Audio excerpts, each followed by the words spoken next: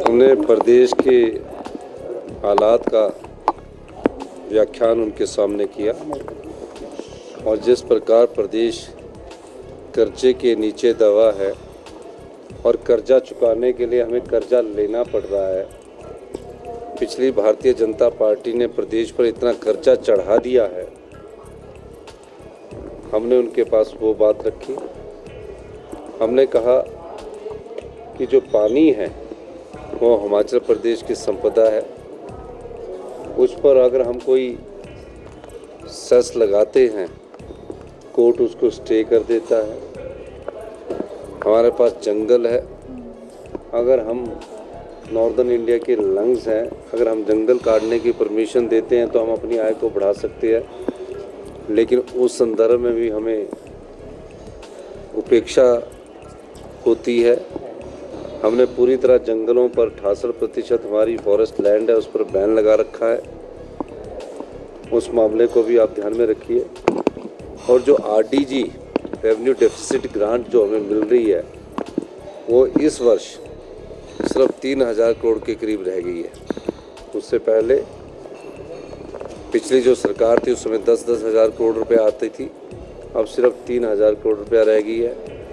और भी कई मुद्दे हैं जो हमने अपनी प्रेजेंटेशन में रखे हैं। उस प्रेजेंटेशन की कॉपी आपको दे देंगे। हमने कहा कि हमारा आरडीजी ग्रांट का दायरा बढ़ना चाहिए। 41% जो टैक्सेस में हम स्टेट्स के बीच बढ़ते हैं उसमें हिल स्टेट का खास ख्याल रखा जाना चाहिए। हिल में कॉस्ट ऑफ कंस्ट्रक्शन ज़्यादा आती है। पैमाने प्लेन इलाके के नहीं चलेंगे, पहाड़ में कुछ और बात होती है। इस संदर्भ में हमने बात की है और मेरा मानना है कि हमने सभी बातों को गंभीरता से रखा और इस पर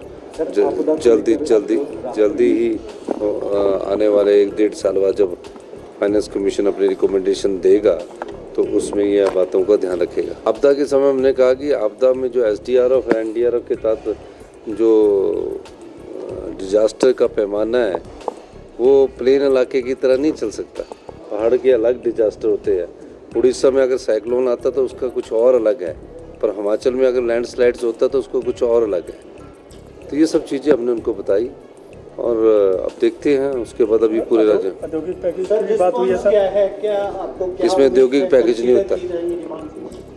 हाँ जी, रिस्पॉन्स क्या है फाइनेंस कमीशन का? नहीं, लग रहा है आपकी डिमांड्स को कंसीडर करेंगे वो फाइनेंस 16 फाइनेंस कमीशन अभी तो पूरे राज्यों में जाएगा। 1-1.5 साल बाद इसकी जब रिकमेंडेशन जाएगी तो उस रिकमेंडेशन में देखते क्या मिलता है। धन्यवाद। आप देख रहे हैं हिमाचल न्यूज़ 24।